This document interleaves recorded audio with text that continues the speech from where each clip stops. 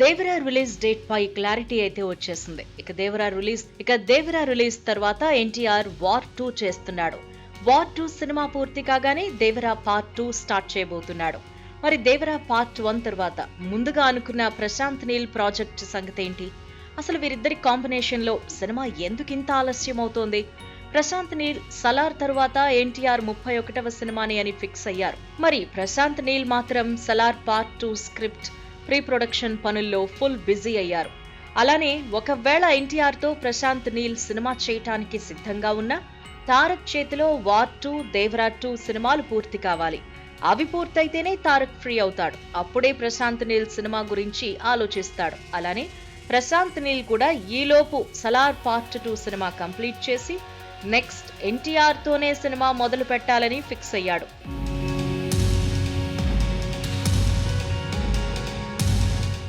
ఆర్ఆర్ఆర్ సినిమాతో తారక్ రేంజ్ మరింత పెరిగిపోయింది. పాన్ ఇండియన్ కాదు, ఏకంగా పాన్ వరల్డ్ స్టార్ అయిపోయాడు ఎన్టీఆర్.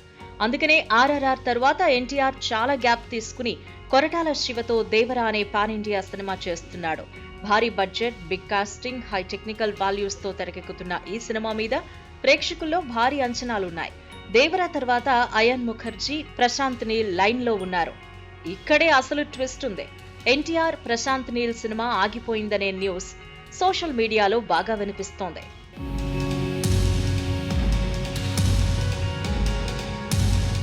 అయితే ప్రశాంత్ నీల్ సలార్ 2తో త్వరలోనే బిజీ కానున్నాడు. మరోవైపు తారక్ కూడా దేవరా పార్ట్ 1 తర్వాత వార్ 2 వైపు వెళ్లనున్నాడు. ఎన్టీఆర్ లేకుండానే వార్ 2 షూటింగ్ మొదలు పెడుతున్నారు అయాన్ ముఖర్జీ. ఫిబ్రవరి లాస్ట్ వీక్ నుంచి హృతిక్ రోషన్ వార్ 2 సెట్స్ లో అడుగు పెడుతున్నాడు. దేవరా పూర్తయ్యాకే వార్ 2 వైపు ఎన్టీఆర్ అడుగులు పడనున్నాయి. ప్రశాంత్ నీల్, ఎన్టీఆర్ కలిసి చేసే సినిమా ఖచ్చితంగా ఉంటుంది. ఫైనల్ గా ప్రశాంత్ నీల్, ఎన్టీఆర్ కాంబో కోసం అభిమానులు ఎంతో ఆతృతతో ఎదురు చూస్తున్నారు.